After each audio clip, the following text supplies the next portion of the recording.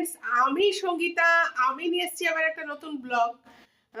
অনেকেই মেথি আলু, মেথি দিয়ে হচ্ছে পেঁয়াজ দিয়ে, মেথি দিয়ে বেগুন দিয়ে খেয়ে খেয়ে ক্লান্ত হয়ে পড়েছেন, কিংবা বর্ডার লাইনে রয়েছে আলু দিয়ে খেতে পাচ্ছেন না, কিংবা এসবের কিছুই হয়নি। একটা নতুন আইটেম বলছি, আমি একদিন বানিয়ে খেয়েছিলাম, ভালো লেগেছে। আপনাদের দেখাই, মনে হলো একটু শেয়ার করি। প্রথমে আছে পেঁয়াজ। পেঁয়াজটা নিয়েছি, দুটো মতন পেঁয়াজ মাঝারি সাইজের। এই হচ্ছে গাজর। ভাবছেন যে মেথিতে গাজর কি কাজে লাগবে, লাগবে, দেখাচ্ছি। আর এই হচ্ছে মেথি, এতটা মেথি। এবার আমার কড়াইটা গরম হয়ে গেছে, আমি তেল দিয়ে দেবো, সর্ষের তেল, মোটামুটি যতটা লাগবে। পেঁয়াজটা ভাজার জন্য একটু বেশি দিচ্ছি, এই দিয়ে দিলাম, এর থেকে বেশি আর লাগবে না। এবারে দুটো শুকনো লঙ্কা দেবো, এই যে চিড়ে রেখে দিচ্ছি আমি আগের থেকেই, এটাগুলো ছাড়িয়ে দিই। ডোবা এ তো বেশ শক্ত ভক্ত আমার মতন। যাকগে, এই তেলটা গরম হচ্ছে, এবার এগুলো দেবো।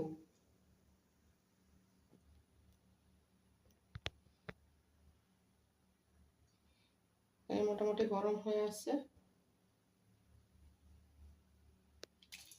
দিয়ে দিলাম। আর কোনো কিছু ফোড়ন দিচ্ছি না, শুধু পেঁয়াজটাই এখানে দেবো, আর এই শুকনো লঙ্কা ফোড়ন দিলাম।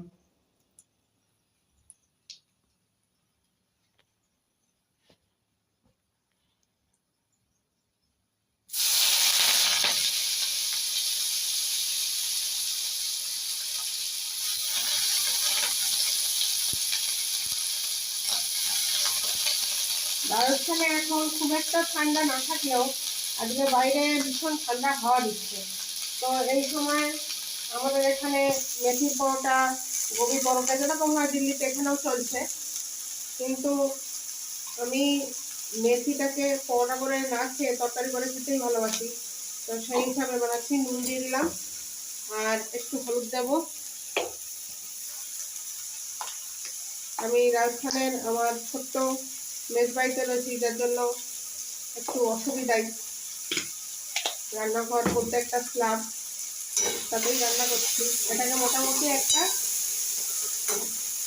পর্যন্ত ভাজা ভাজা করবো, এটা একটু নরম হয়ে আসবে। হাই ফ্লেম দিয়েই ভাজছি তাড়াতাড়ি করার জন্য। শীতকালে অনেকক্ষণ ধরে রান্না করতে রাজস্থানে আমার একটু ইচ্ছা করে না, আর তাছাড়া ফাঁকি ব্যস্ত আছি রান্নার ব্যাপারে।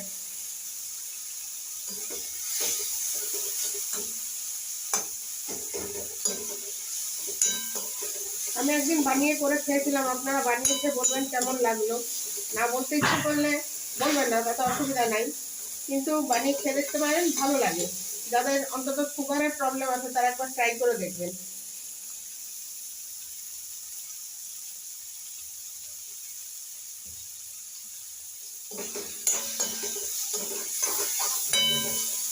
এটা মোটামুটি একটু নরম হয়ে এসছে। এবারে আমি গাজরগুলো দিয়ে দিচ্ছি। গাজরগুলোকে আলু ভাজার মতন করে কেটেছি আমি। এই গাজরটা দিচ্ছি বলে সবজিটা বাড়ছে, আর গাজরটা একটু মিষ্টি, যেন আলাদা করে মিষ্টিও দিতে হচ্ছে না। আমরা বাঙালরা একটু ঝাল ঝাল খেতে পছন্দ করি। যারা মিষ্টি খেতে পছন্দ করে তারা আলাদা করে মিষ্টি দিতেও পারেন, কোনো সমস্যা নেই।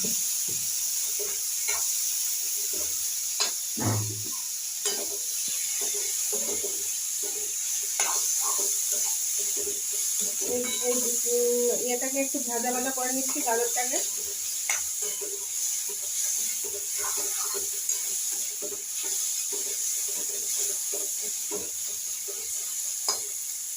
নুনটা আমি একবারেই দিয়ে দিয়েছিলাম, পরে আর একবার দেখবো, যদি লাগে তখন দেবো, সম্ভবত লাগবে না। আর এই 3টে কাঁচা লঙ্কা দিয়ে দিলাম।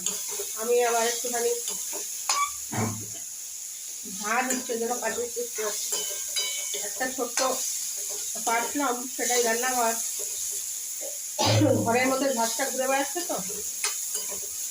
আর এটা হচ্ছে কাঁচা লঙ্কাগুলো দিলাম, আমি একটু টিপে খেতে ভালোবাসি ভাতের সঙ্গে, যার জন্য কাঁচা লঙ্কাগুলো দিয়ে দিলাম। পারলাম না, কারণ আমার ছেলে একদম ঝাঁজ পছন্দ করে না, ঝাল একদম তার স্বভাব বিরুদ্ধ খাওয়া। একটু গাজরটা তাড়াতাড়ি নরম হয়ে যায়, ওই জন্য আর ভাজলাম না।